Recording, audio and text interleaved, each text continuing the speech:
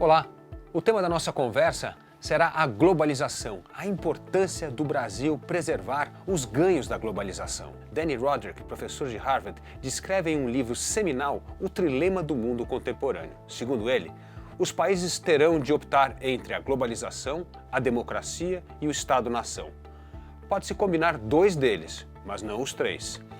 Sendo a democracia inegociável, o debate será entre a globalização e o Estado-nação.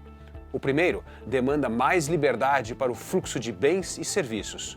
O segundo exige que a economia e o comércio se submetam aos interesses nacionais. Perguntei a Roderick como é possível preferir o Estado-nação, um anacronismo do século XX, à globalização. Ele respondeu que o nosso apreço pelas liberdades democráticas e a importância do senso de pertencimento que define a nossa identidade nacional prevalecerão sobre a globalização. Observando a situação atual do mundo, Roderick parece estar correto. Em situações de muita incerteza e medo, recorremos às velhas crenças e atitudes que nos dão sensação de pertencimento, de segurança, de direção. Demagogos nacionalistas e populistas atacam a globalização vendendo a ilusão de blindagem do país contra os problemas e simulam a possibilidade de restabelecer a segurança, o controle e a ordem que imaginamos ter desfrutado. Essas ilusões apenas desviam a atenção dos reais problemas e logo o torpor nacionalista e a impostura do populismo se revelarão inócuos diante as ameaças contra a paz mundial e dos graves problemas sociais. E aí, quando as pessoas acordam do pesadelo populista, verão que sem a globalização ficaram mais pobres, mais intolerantes, mais protecionistas e menos preparadas para os desafios globais. O trilema proposto por Danny Roderick tem de ser encarado considerando crenças e valores que desejamos preservar e o que precisamos descartar para assegurarmos os ganhos da globalização, da democracia e do Estado-nação. O nacionalismo nos condena à ignorância, limita o nosso raio de visão e nos escraviza ao primitivismo tribal que nos leva a uma vida curta, pobre, bruta, como descrevera Thomas Hobbes. Haverá períodos de retrocesso e de avanço, mas é impossível retornarmos ao mundo pré-globalização. Três fatores explicam por que a globalização é irreversível. Primeiro, a interdependência global, que gerou crescimento econômico e elevação do bem-estar social nos países ricos e pobres. O comércio mundial passou a ser regido por acordos e tratados que impulsionaram a abertura comercial, a inserção dos países emergentes na economia mundial. Segundo, a revolução tecnológica foi importantíssima na interação entre pessoas e países, evidenciando que os nossos interesses transcendem as barreiras do Estado-nação. Terceiro, a revolução tecnológica e o surgimento de uma nova geração pós-Guerra Fria aceleraram a interação entre as pessoas e instituições. Essa geração desencadeou uma extraordinária mudança de cultura e de mentalidade.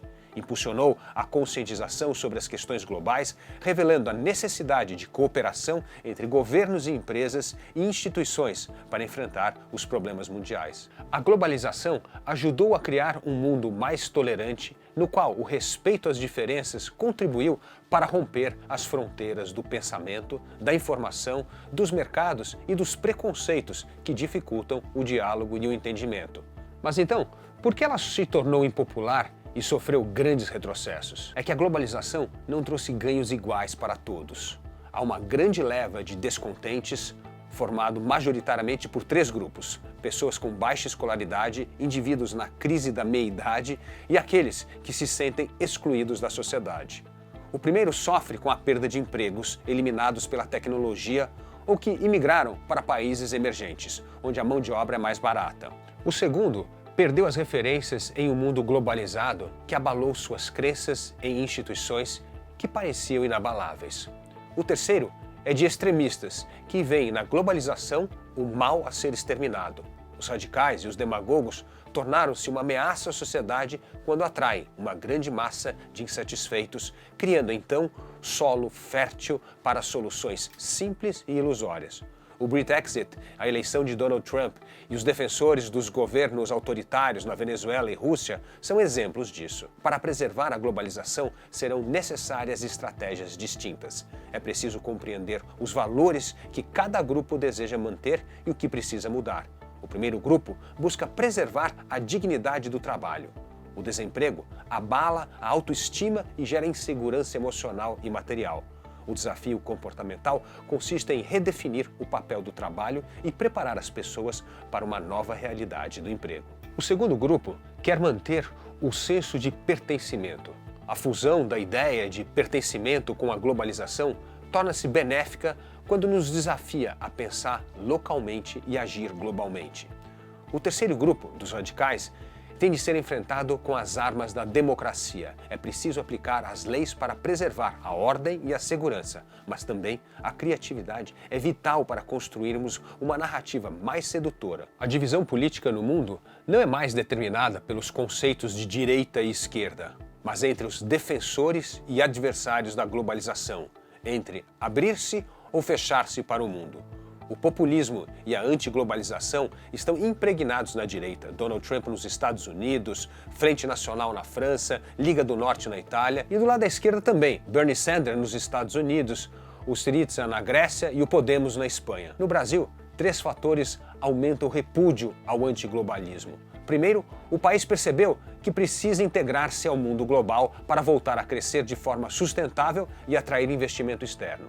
Segundo, a rápida urbanização do país e o surgimento de uma classe média minaram o poder político dos currais eleitorais, criando eleitores independentes com senso crítico do papel do governo e conscientes de que recebemos serviços públicos de péssima qualidade.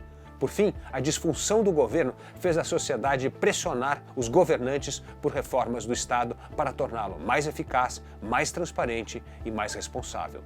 Os ventos da globalização fazem bem aos brasileiros. Eles despertam a consciência cívica e retratam a falência das políticas nacional, esquerdista, populista que nos mantiveram no cativeiro do subdesenvolvimento por tanto tempo. Mas para preservar os ganhos da globalização, é preciso fortalecer as instituições democráticas. Este é o tema da nossa próxima conversa. Obrigado.